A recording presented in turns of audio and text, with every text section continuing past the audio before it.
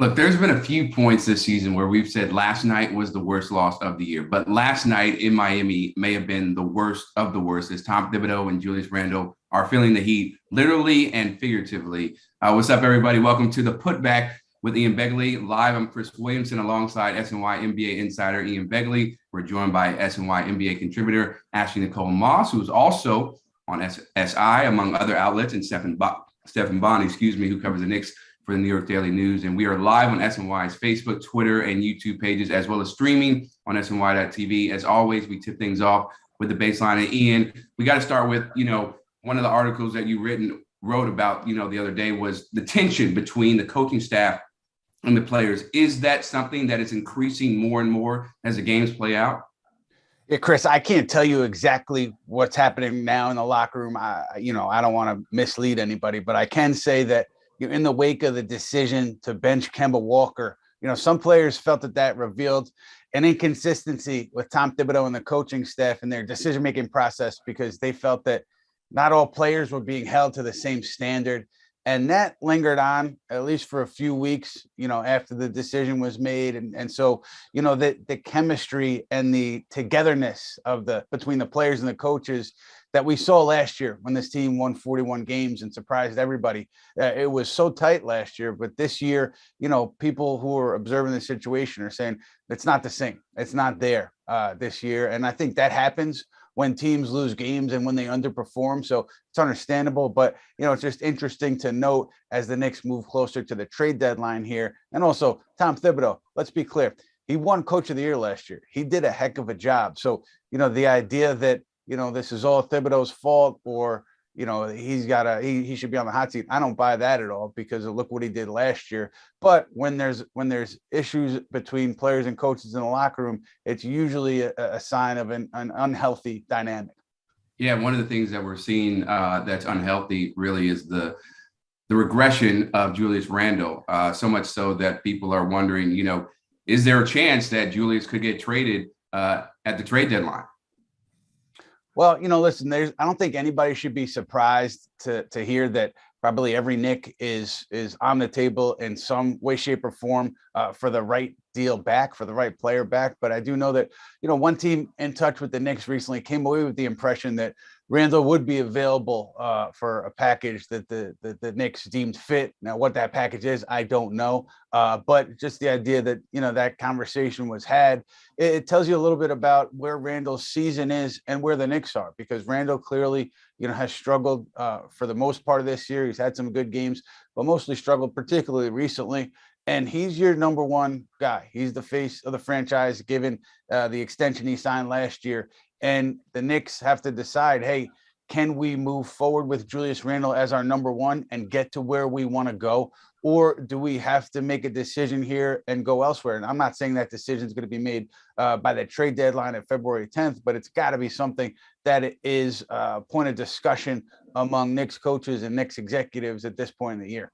Yeah, shooting 41% from the field and 30% from three just is not going to get it done. Absolutely. So he's got to be much better. But Stefan, when you look at Julius in the season that he's had, do you believe for the Knicks moving him would be the right solution to solve some of their problems? It depends what you get back, obviously. I don't know about moving him if you want to go in a full-blown tank job and try to move him for expiring contracts and draft picks or something of that nature. That's going in a completely different direction that I don't think is a good idea at this point. You're only a year away from becoming the 4th seed, Tom Thibodeau being the coach of the year, and you don't have really a tanking coach in Tom Thibodeau. But that's a direction, I guess, that you could look into, I would say. I think the bigger thing with Julius Randle right now is to kind of position him away from being this primary ball handler, primary playmaker that he's been for so long with this team, because right now it's not working at all. We look at the starting lineup, I'm sure we'll get into it plenty, but I think more if they're not going to trade him, and I agree with Ian, I don't know if something like that can even be discussed before the trade deadline or get the ball rolling before the trade deadline. I think moving him off the ball and trying different strategies to get everybody else on the team going and to get him going, I think that would be the first step I would take. Yeah, because The recipe right now is a massive failure, and Knicks fans are clearly very fed up and impatient, about what we're seeing. And one of them, obviously, being Ashley, and you were actually at the game in Miami last night, and you saw, Julius up close. So how much blame does he get for the Knicks' woes this season? First of all, every single Miami Heat game I've attended after the LeBron era, we've lost. So I don't know if it's me or I'm not quite sure what goes on when the Knicks roll into the 305, but I'm not really happy with the outcome. What I witnessed last night was a few things. It's hard to put all the blame on Julius Randle. Look, he's not playing good basketball. That's obvious. I don't think anybody can argue that. But also, you have to look at the positions that he's been put in.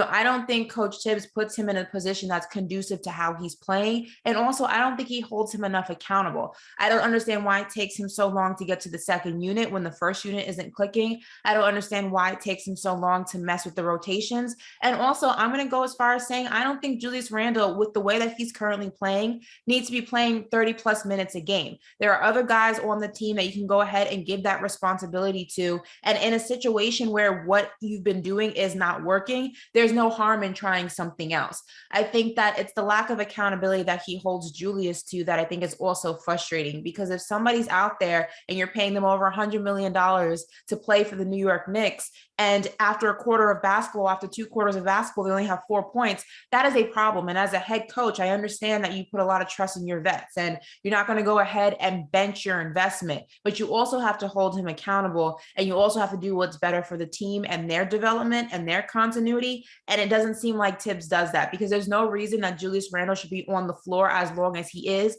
playing the type of game that he's been playing. Well, it's funny you say that because can I say something about, because I totally agree. Yeah. Accountability issue. This has been a theme for a long time now with Julius Randle, and we see it with his body language is poor.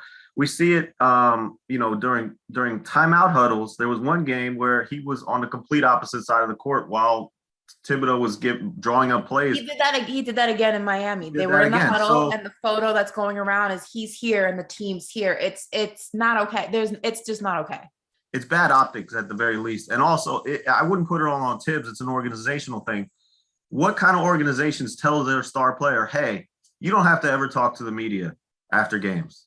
I know you played poorly and you don't want to talk about it. So, don't do it. We'll eat the fine. I think there's an accountability issue there and a leadership issue that's just bubbling and bubbling, and it feels like it's going to explode. And on that note, real quick, it's never a good look when and Julius Randle is not like 35 years old. I think people forget he's still young. He's 26, 27 years old, but it's never a good look when you have been deemed the leader of this team, especially after the season you came off of last year or last season. And it's never a good look when the media can't, get access to you. But RJ Barrett at 21 years old is front and center, speaking to the media, holding his own, being accountable for his lack of productivity, and also the team, and also looking forward to the future and saying what they need to do better. That's not a good look, because if you wanted to be the leader, which Julius Randle, he was up to the challenge. He had no issue being the leader when everything was good. But sometimes when you're the leader and you're the captain of a ship, that's when it's good and when it's bad. And I think the true testament of a leader is how you can lead when things aren't going well. And I think right now we haven't seen the type of leader we saw from him last season when everything was dandy and the Knicks were clicking and it was the 4th seed and it was Knicks mania and it was bing bong and it was all that fun stuff. But now that it's, not rocking the same way, he doesn't seem to have the same type of leadership. And I think that's what people are rubbed the wrong way by, because look, you're not always going to be playing the best basketball, right? Your shooting percentage is going to vary season to season, but you can always be a leader, especially if that's what you signed up for. And he's not even doing that. And I think that's the most frustrating thing for a lot of Knicks fans and just basketball fans in general. And how do you see that issue playing out? Because it's so interesting that, as Ashley pointed out, you have a 21-year-old in RJ Barrett who is showing more leadership, more maturity than a 26-year-old. And when you're paying Julius that amount of money, it just doesn't come with the points and the rebounds. You have to be the alpha male. You have to be the leader. So how do you see that situation playing out?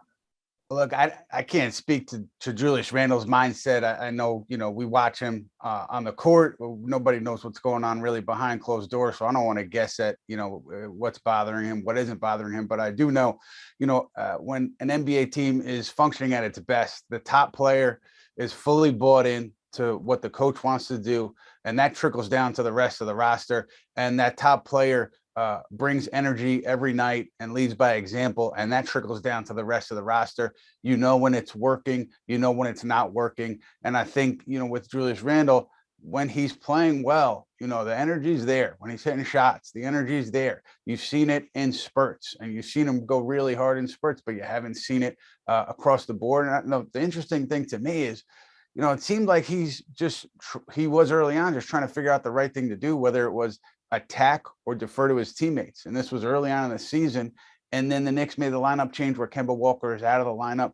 You thought that at that point, it would be clear that the ball would go through Julius Randle again. The offense would have a better hierarchy, but you haven't seen that hierarchy. It's been kind of whoever's hot gets the ball on a night in, night out basis. I don't think that necessarily helps the Knicks on the floor, but that's not to make any excuses, I should say, for Julius Randle, because he hasn't played to the level that he did last year. I think, simply put, if he's making shots the way he did last year, we're not talking about any of this. We're talking about a Knicks team that's strong, that's within the playoff race, but the shots haven't fallen. And, you see the ripple effects of that on the defensive end and elsewhere. And really, that's where this Knicks season, to me, has gotten so sideways. A lot of it comes down to Julius Randle shooting.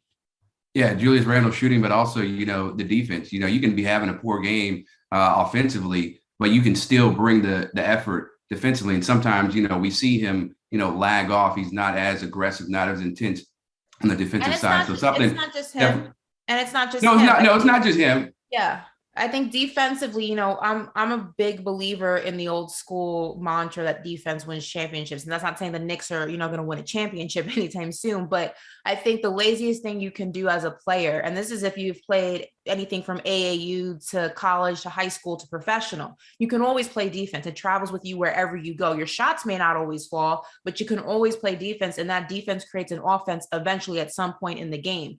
But for me, it's the lazy effort on defense from the team as an entirety, and that same team whose identity last season was being a defensive powerhouse. Because offensively, yes, we got slightly better on paper. And because of that, defense was going to, slide down a little bit, but it shouldn't be this drastic to where your identity from last season is completely removed. And I think that's the biggest thing about this team is there's a lack of identity. This team does not know who they are. When their backs are against the wall, they don't know what they revert to. They don't know who is, their primary ball handler. They don't know who handles the ball down the stretch. And when you don't have an identity as a team, it's easy for anybody to tell you who you are and how you're going to play night in and night out, because you have no source, foundation. And that's what this team is drastically missing, is a foundation. Yeah, they're missing the foundation. And you talked about, the defensive intensity. This year they're 13th in defensive rating. Last year, they were 4th overall last year, so a major dip for them. But as always, guys, you can write your questions into the comment section, no matter what platform you're watching on. We'll get to them throughout the show. And Steven Fernandez is commenting, Thibs' rotations were an issue last season as well. It's worse now because the players are overall underperforming. And Stefan, you tweeted out after last night's game that at the very least, there's going to be a lineup change after this game. What could that lineup change actually look like in your eyes? So I tweeted that out as they were getting blown out by 30 points, and I looked at the stats, right? Okay, let me do this. That starting lineup, right? Evan Fournier, Mitchell Robinson, Kemba Walker, Julius Randle, and RJ Barrett has been outscored by 114 points this season. There is no other lineup in the NBA, none. I'm talking about the bad to the worst teams that have been outscored by that many points. They have a net rating of negative 15.4. Okay, that's the worst of any lineup that has played at least 300 minutes. So to me, it's obvious. There has to be a change. That part is obvious. The part that's tricky is there's no easy solution on this roster. He experimented with taking Kemba Walker out, now putting Alec Burks in. I don't think Kemba Walker is working with this starting lineup, and I don't understand this philosophy of, hey, if Kemba Walker is going to play, he has to start. I don't see why you don't try to bring him off the bench. From the Knicks' perspective, I know they wish Derrick Rose was healthy because he's the guy I try to put in the starting lineup to get things going. They desperately need a playmaking, penetrating point guard. They got to try to take the ball out of Julius Randle's hands more often. I think that I would experiment with Emmanuel quickly because right now they need some offensive punch. I know he's not as adept defensively, I try to get Obi Toppin more minutes. I can't start Obi Toppin yet. I still think that Mitchell Robinson is playing so well that you can't go with a Julius Randle, Obi Toppin front court. But I go with it's currently constructed. I try to experiment with Emmanuel quickly right now to get the offense going. And Steph, one thing on lineups kind of leads me to a bigger picture thing. Like, I know that there are some people that want to see the Knicks kind of take this left turn and play the kids and prioritize player development ahead of winning games. And I understand the philosophy. I just can't see them taking that approach at this point prior to the deadline or beyond right now for many reasons. And we were talking about it before the show. What do you think about that? Yeah, no, I agree with you. I had said, we talked about a little before at the opening of the show. Tom Thibodeau is not a tanking type coach. I know he's, he doesn't get enough credit for how well he's developed young players, but you can't all of a sudden coming off the 4th seed. And this team is still very much in the mix for the playoffs, right? We're not talking about a situation. We've covered, me and you have covered teams before where they hit the All-Star break and there's no shot, right? Then you can understand why they decide to go the complete youth movement, maybe start losing games and, prioritize development over all that stuff. You were there for Enes Kanter. Yeah, I was there for that. Let me ask you guys this, because this is where I'm kind of on the other side when it comes to this ideology of playing the kids. The second unit, the young guys are playing better than our starters, if consistently. Is that really a bad thing to switch up the rotations and the lineups to where the kids get more minutes? Because right now the kids are the ones producing consistently night in and night out. I think personally, Obi Toppin should be playing minimum 15 minutes a game. Where those 15 minutes come from, I don't know, but he should be playing at least a quarter and some change of basketball each and every night, not only for his development as an individual player, but because he works when he's on the floor. He produces, he's out there, he's hustling. He obviously, there's things that he needs to work on. I think he has to put on some more weight. I think that offensively, sometimes he's a wild card, but the effort is always there from him. And I can't, say that playing the kids is a bad thing when my starters, whether it's Julius, whether it's Evan, whether it's Kemba, whoever's starting that night, is just, I can't rely on them through 4 quarters of basketball. Wait, but are you taking all the veterans out of the starting lineup and just? No, I think that I think Julius's minutes needs to be restricted. I think that I personally don't see an issue, and maybe it's an ego thing for Tibbs, not get, Julius is already obviously in his own head for more than one reason or a specific reason, whatever the case may be. Like Ian said, we're not going to go ahead and try to dissect him and armchair diagnose him. I'm not going to do that.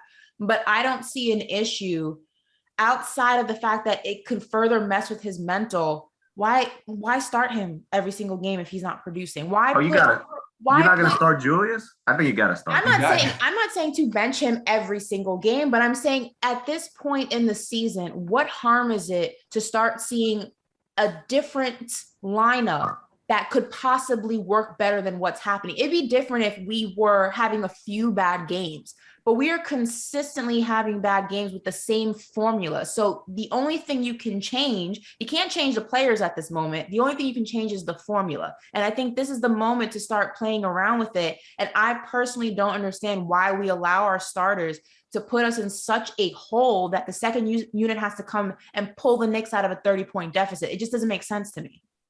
But Obi Toppin to me is such a great example of this, Ashley, because it for him, I think Tom Thibodeau, he's going to pull Toppin more quickly if Toppin makes a mistake or two. He's got Toppin, at least in my mind, on a tighter leash than he does the veterans. So what we're talking about in a sense is like giving a player like Toppin a longer leash and allowing him to play through, multiple mistakes and earn that. Not earn that, but get that experience in a game. And so what we're talking about is prioritizing player development over what Tom Thibodeau and the organization thinks it gives the best team the best chance of winning. Because if they thought Obi Toppin playing 30 minutes a night and Julius Randle cutting his minutes gave them the best chance of winning, I think they would do that. Tom Thibodeau, his ethos is I want to win tonight, period. And you're asking him to change that in a sense. And you're asking him to say, I'm okay with Obi Toppin, getting this experience on the court, playing through mistakes, even if it means we're not putting ourselves in what I think is the best, we're not giving ourselves the best chance to win. That's why I'm not against playing the kids. I just don't think that Thibodeau and the organization is going to switch their mindset to where they're okay with, hey, let's let these guys make mistakes for the sake of losing games. I think they still are in a position where they almost have to win games every night because of what happened last year, because of the moves they made in the offseason, and because of the position they're in right now. Yeah. To me, it's on Leon Rose too right now, because we said, Ashley said it, you can't change the players. They can change the players though too. And I think that this mix has not worked out, and they should be seriously exploring the trade market to try to shake things up. I think that is something that they can do, to more so than letting all the young players play, is really shake up the roster with a trade now. So what should they do at the point guard position, if that is something they want to do, to acquire a point guard before the trade deadline? I think you got to get a vet. I personally don't think I'm a firm believer that Emmanuel Quickley can be the point guard for the New York Knicks at some point in time. It's not going to happen immediately. It's not going to happen tomorrow. It's not going to happen next month. I think that it's going to happen though. So for me, I would get a vet point guard that's not going to cost you much, that you don't anticipate being part of this team for a very long time, but is going to go ahead and be that leader, and is going to go ahead and you know what product you can get from the X player night in and night out. I don't think you have to try to find the savior right away. I think you just kind of have to put a Band-Aid over what's happening while you're developing the young guys. But then to Ian's point, you have to then be willing to develop the young guys, because all you're going to do is be in this perpetual cycle of, repeating the same mistakes over and over again. Because if you don't develop your young talent, they'll never be ready to go ahead and be front and center. And you can't keep filling the void with vets. Eventually, you're going to wind up in the same situation that we're kind of in now. So if we're going to go ahead and if the Knicks are going to go ahead and acquire a point guard, I would acquire one with the anticipation that he's not going to be there forever, but it's going to work right now while we develop the guys that we already have. Well, they have Derrick Rose coming back, so that's almost like acquiring somebody after the All-Star break. But at this point, for me, it's just not working out. It's going so poorly, this mix, that I'm calling I'm calling Philly about Ben Simmons. I'm calling Portland. Oh wow. I'm calling Sacramento about De'Aaron Fox. I'm trying to make a move here that really change the landscape. I'm not going to plug any holes and Band-Aids and stuff like that. I'm trying to make a big time move, because you got to see what you can do with a big time playmaker in the lineup, somebody who's going to take the ball away from Julius Randle, and you got to see what that mix might look like. Is Ben Simmons a player that, Ben Simmons can't shoot, or he doesn't want to shoot. So that's he can facilitate though. He would fix their defense. He would fix their defense. That's for sure. That's great, but we still can't shoot. we would still have an issue shooting. A big issue right now with the Knicks, and we see it nightly. Their defense is so poor, and we saw it in Miami. Their defense is so poor that they can't get out in transition. And RJ Barrett is at his peak when he's out in transition. He can't be the guy when he's face guarding him. He's got to go one-on-one because he doesn't have that quick dribble. He doesn't have that quick first step. But if he's getting downhill, he can go. And Ben Simmons is similar, and he's also a good enough defender where if they're able to get a lot of stops with somebody like Ben Simmons who can switch on pick and roll, he can switch on anybody.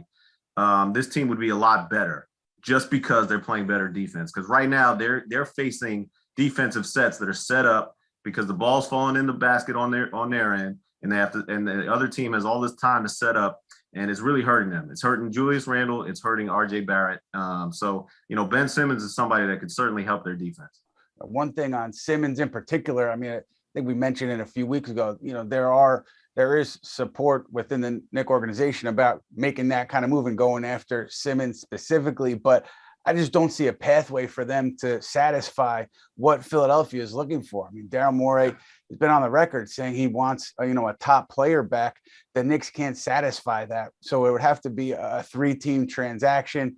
And I would assume that the Knicks or that third team would have to take on Tobias Harris. And so it's a tricky situation, but I think I know some people in the organization feel the way Stefan feels about Simmons being a difference maker and being somebody that could really change their trajectory right now. But I can't see a pathway to a deal given what Philly's looking for at the moment.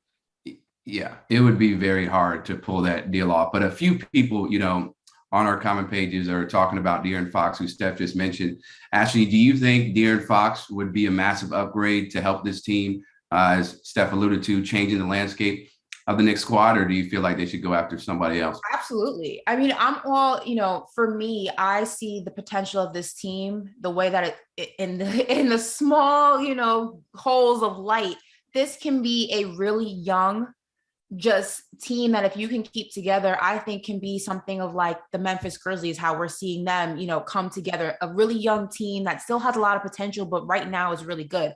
I think the goal of that is to go ahead and piece the players together that work. I think De'Aaron Fox would be a great pickup. Now, I don't know the path to getting there. That's always the situation because yes, Sacramento is not the best team, but when they know they have the golden egg, they're going to go ahead and try everything they can get for that. And I don't want to ever be in a situation that, Knicks fans and this franchise was in the Carmelo Anthony era, where you went ahead to acquire that one player, that golden egg, but you went ahead and you got rid of your entire supporting cast. And then you were in the dark ages for years once that situation didn't work out. So I think the front office has to be cautious in how they maneuver. Yes, there's a lot of potential elsewhere, and there's a lot of moves that need to be made and should be made and can be made, but you have to do it in a way that's not going to put you in a detriment and put you back to zero again and start that rebuilding process all over again. You're halfway through that rebuilding process now. So the next move you make, or the next few moves you make, they got to be smart ones, because you can't go ahead and trade away your core to get that one player, because now the one player is in a situation where, okay, I'm here, but nobody else is. So it's a very sticky situation. And I know that last season, or this past offseason, the team kind of did what it had to do, or what they thought they had to do with what was available. And that's the unfortunate part, was there weren't many options, and the options that were there, I feel like they were, taken advantage of to the best of the ability. But moving forward, you can't continue like that, because it doesn't work. As you can see, it just doesn't work. You can throw a bunch of players in the pot. Doesn't mean you're going to get a dope soup when it's all said and done. I think that this offseason is going to be very telling for the Knicks and their development moving forward. And what about a guy like Anthony Simons? What do you think about his prospects? Talented young player, and certainly a player who's grown leaps and bounds recently. But you look at Portland's situation; they have an interim head of basketball operations in Joe Cronin. I thought it was telling the other day when he was able to hire, according to Adrian Wojnarowski, Andre Patterson from the Cavs, highly respected exec around the league. So the idea that he's adding execs, even though he has the interim title, tells you that the team at least sees him as a potential permanent solution at the top there. But, with the interim title, what kind of moves is he able to make right now? Has the organization empowered him to make kind of significant trade to reset the roster? But if I'm him, I'm holding on to Anthony. And I'm not dealing him in any kind of trade where CJ McCollum maybe goes out, or a Damian Lillard goes out, or Covington goes out. I'm holding on to Anthony because he is a young piece that I would like to try to keep as part of my young core if I'm thinking long term. That's one of the last guys that I'm trading on that Portland roster. So I can't see him being moved by the deadline. And Steph, we talked about this off camera before the show started. When you look at the trade deadline, are the Knicks going to be buyers, sellers, or just standing pat, when the trade deadline passes? I can't see how they're going to be sellers because they have nothing to sell. When you get a seller's market, teams want, expiring contract. They want something that will help their team immediately. So they don't really have that to give. I think that they're still in a position where they still look at the playoff picture. They still think they have a shot here, and they try to upgrade the roster. That's how I picture Thibodeau, and that's how I picture the Knicks approaching this deadline. Ashley, do you feel the same way? Yeah, I mean, I think unfortunately, if the product that the team has put out this season is going to be its detriment in terms of anybody wanting to buy it. You know what I mean? I think that, or or us trying to sell product, sell, players on the market and things like that, which sounds terrible, sell players on the market, but the product is not good right now. And I think last season, if the team looked how it did last season, I would say, yeah, come talk to me. You want what I have? You got to give me something nice for it. But unfortunately, the NBA is the business model of the NBA is a what have you done for me lately league. And what have you done for me lately? The Knicks haven't really done much.